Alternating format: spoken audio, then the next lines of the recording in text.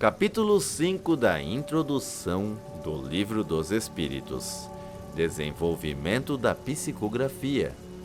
Mais tarde, reconheceu-se que a cesta e a prancheta nada mais eram do que apêndices da mão, e o médium, tomando diretamente o lápis, pôs-se a escrever por um impulso involuntário e quase febril.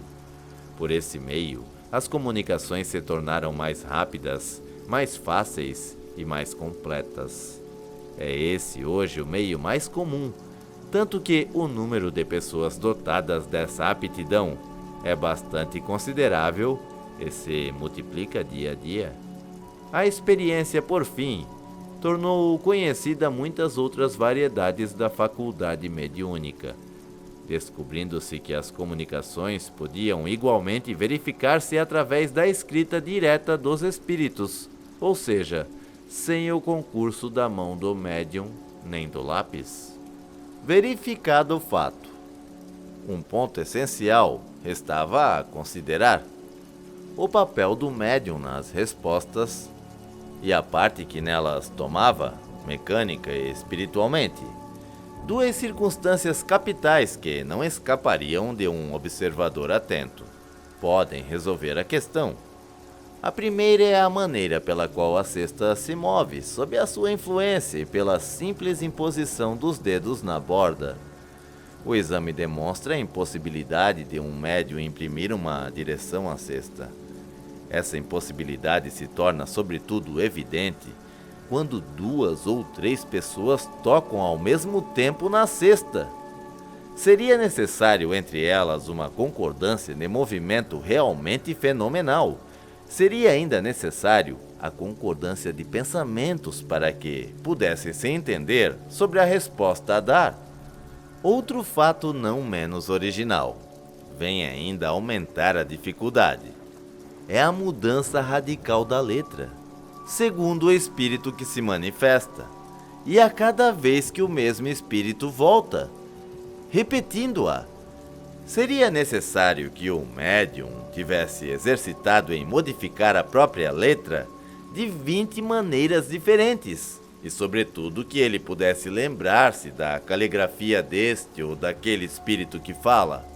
A segunda circunstância resulta da própria natureza das respostas, que são, na maioria dos casos, sobretudo quando se trata de questões abstrais ou científicas, notoriamente fora do conhecimento e às vezes do alcance intelectual do médium.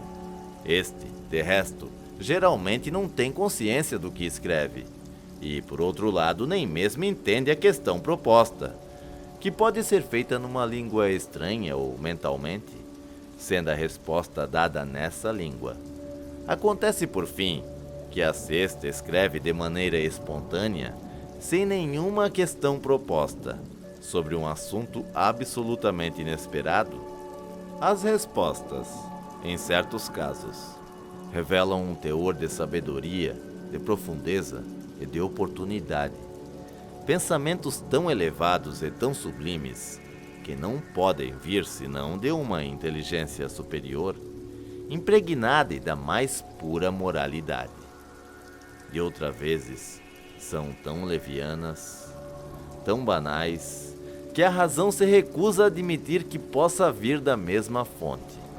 Essa diversidade de linguagem não se pode explicar senão pela diversidade de inteligências que se manifestam. Essas inteligências são humanas ou não? Esse é o ponto a esclarecer, e sobre a qual, se encontraremos nessa obra, a explicação completa, tal como foi dada pelos próprios espíritos. Eis, portanto, os efeitos evidentes que se produzem fora do círculo habitual de nossas observações, que não se passam de maneira misteriosa, mas à luz do dia, que todos podem ver e constatar, que não são privilégio de nenhum indivíduo e que milhares de pessoas repetem à vontade todos os dias. Esses efeitos têm necessariamente uma causa, e desde que revelam a ação de uma inteligência, de uma vontade, saem fora do domínio puramente físico Muitas teorias foram formuladas a respeito. Passaremos a examiná-las em pouco. Veremos se podemos tornar compreensíveis todos os fatos produzidos. Admitimos, por enquanto, a existência de seres distintos da humanidade, pois é essa a explicação dada pelas inteligências. E vejamos o que eles nos dizem.